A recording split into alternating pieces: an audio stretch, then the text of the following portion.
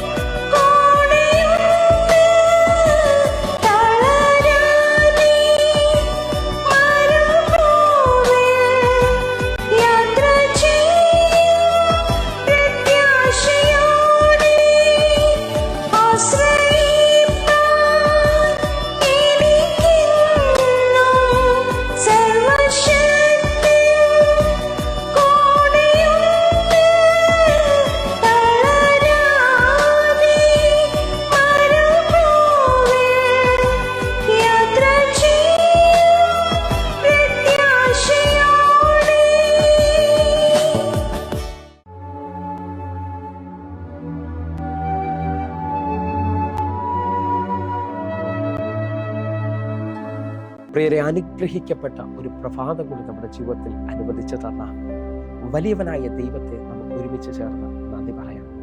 എത്ര പറയും, ഞാൻ നിന്നതല്ല, എൻ്റെ ദൈവം എന്നെ നിർത്തിയതാണ്. ഒന്നുകൂടെ പറഞ്ഞു കഴിഞ്ഞാൽ 2024 ജാനുവരി മാസം 28-ാം തീയതി വരെയും എന്നെയും എൻ്റെ കുടുംബത്തെയും പ്രത്യേകിച്ച് ഈ പകർച്ചവ്യാധിയിൽ നിന്നും അനേക പ്രതികൂലത്തിൽ നിന്നും പ്രതിസന്ധിയിൽ നിന്നും കണ്ണിലെ കൃഷ്ണമണി പോലെ സൂക്ഷിക്കുകയും വിടുവിക്കുകയും ചെയ്ത വലിയവനായ ദൈവത്തിന് നന്ദി പറഞ്ഞുകൊണ്ട് ഈ പ്രഭാത ചിന്തയിലേക്ക് നമുക്ക് ഒരുമിച്ച് അടുത്തു വരാം. നമ്മെ വേലി കെട്ടി സൂക്ഷിക്കുന്ന ദൈവം.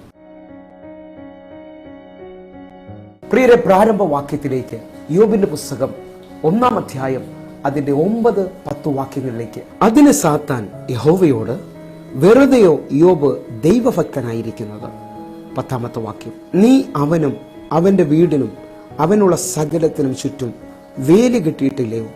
നീ അവന്റെ പ്രവൃത്തിയെ അനുഗ്രഹിച്ചിരിക്കുന്നു, അവന്റെ മൃഗസമ്പത്ത് ദേശത്ത് പെരുകിയിരിക്കുന്നു. പ്രിയരെ, ഈ പ്രഭാതത്തിൽ ദൈവം നമ്മോട് ഇടപെടുന്ന അനുഗ്രഹിക്കപ്പെട്ട വചനത്തിനായിട്ട് നമുക്ക് ഒരുമിച്ച് ചേർന്ന് നന്ദി പറയാം. ഈ പ്രഭാതത്തിൽ നാം ചിന്തിക്കുന്നത് ദൈവം നമ്മെ വേലി കെട്ടി സൂക്ഷിക്കുന്നു എന്നുള്ള വിഷയമാണ്.